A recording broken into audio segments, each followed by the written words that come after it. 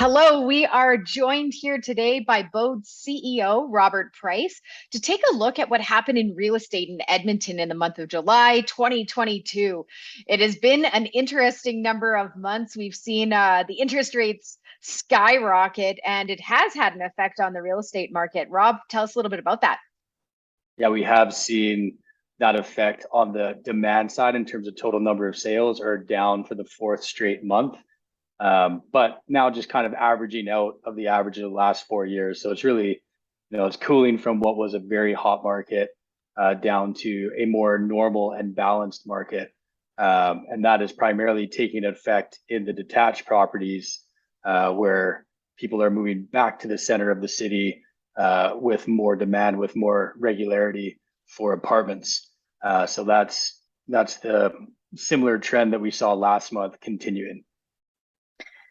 So if you are both buying and selling in Edmonton right now, what can you expect in terms of the purchase price of your next home and the sale price of your existing home? Are you going to expect to have to compete more on the sales side, which likely means reducing your price? It is a price-driven market, but the advantage of being in that same market is that you get to buy into that same situation, which means if you're selling for slightly less, you're obviously buying for slightly less if you're buying similar properties. So that's the net effect of it. And a lot of people kind of think it's all about maximizing your value. Of course it is.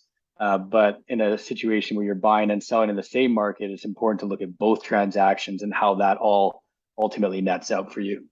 Yeah, you mitigate the downside a little bit there.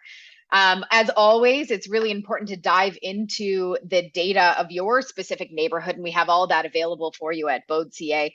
If you have any questions for us that you would like answered on these monthly reports, just let us know in the comments below, and we will talk to you next month.